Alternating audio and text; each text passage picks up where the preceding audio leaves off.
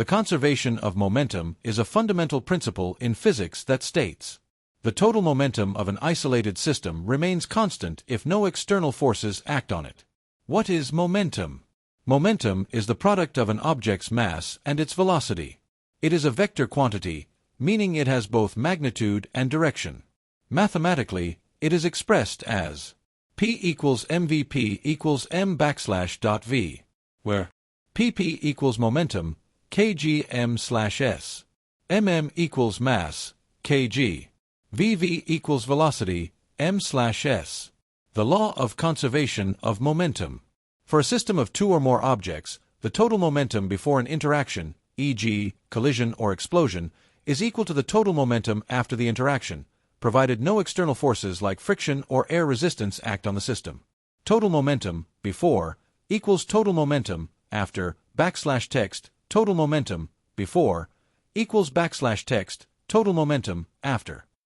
Mathematically, m1v1 plus m2v2 equals m1v1 foot plus m2v2, m under 1v under 1 plus m under 2v under 2 equals m under 1v under 1 plus m under 2v under, where m1, m2, m underscore 1, m underscore 2, masses of objects 1 and 2, v1, v2, v underscore 1, v underscore 2, velocities of objects 1 and 2 before the interaction, v1 foot, v2, v underscore 1, v underscore 2, velocities of objects 1 and 2 after the interaction.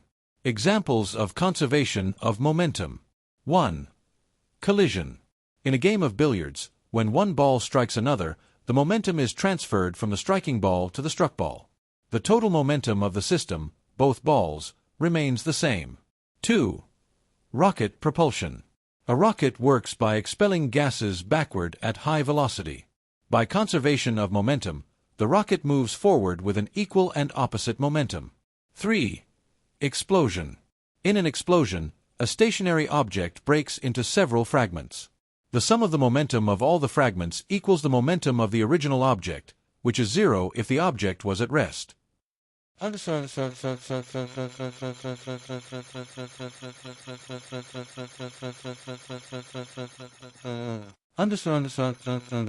Why is it important? It explains the behavior of objects in collisions and explosions. It is fundamental in understanding how forces and interactions work in physics. It is used in various fields like engineering, astrophysics, and even sports science.